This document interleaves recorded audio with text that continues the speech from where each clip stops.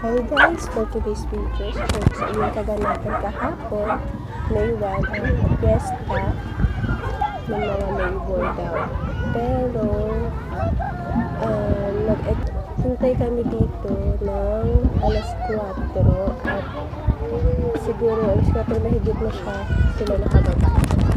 At siguro kasi natagala kasi may mga hinihintay pa mga Reyna Elena pero hindi naman din nakarating ang sabi nila base sa mga search ng mga kapitbahay, Charis, kasi yung mga anak nila is nakasali dito sa Reyna Elena sa Takusan pero hindi lahat is naka-attend kaya sobrang saya pa rin kahit na medyo malulungkot ang itsura ng mga Reyna Elena. Siguro na napagod siguro sila kakaantay, mas mainit pa, diba? Alam naman niyo naman yung panahon natin ngayon is tirik yung araw, tapos sobrang init, hindi may iwasan na mairita, mga tapos mainitan, syempre ang kapal yung makeup, tapos nakaayos ko pa yung buhok, tapos ang haba pa ng gown, ang lalaki, ang bongga, kaya pero hindi naman lahat sila ay naka-arko.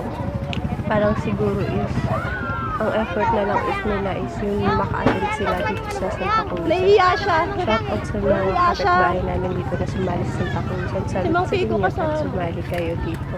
Kahit na medyo hassle sa inyo at mainit ang panahon, nag-go pa rin kayo. Ayan, pabonggahan sila ng Charis.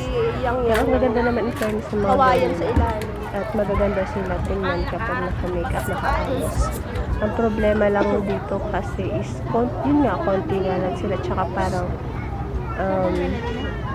hindi lahat nga naka-arko kasi nga siguro pang madalian at ito yung mga napaghandaan lang preparation nila at yung dun pala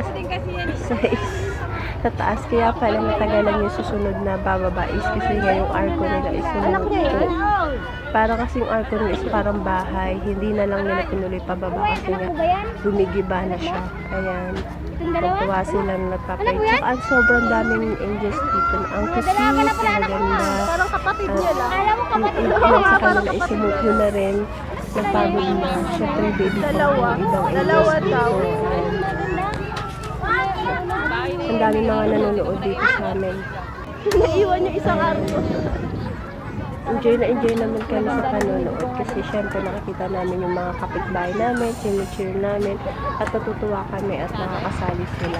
Proud na proud kami sa kanila kasi nagagawa nila to kahit na ganito nga yung situation natin, napakainit.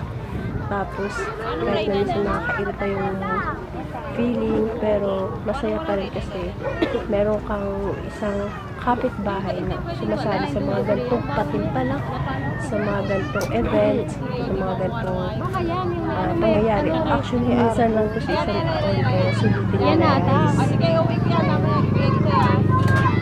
At nakakatuwa po dito yung Kaya nga na, ganda ng nila yung Alexa St. Joseph, the worker nila na si Monkey. Sobrang bagay na bagay sa kanya yung outfit niya, tsaka yung ganap. Sobrang salut sa kanya at nag-enjoy yung mga kapitbahay ko na yan. Thank you guys for watching. Susunod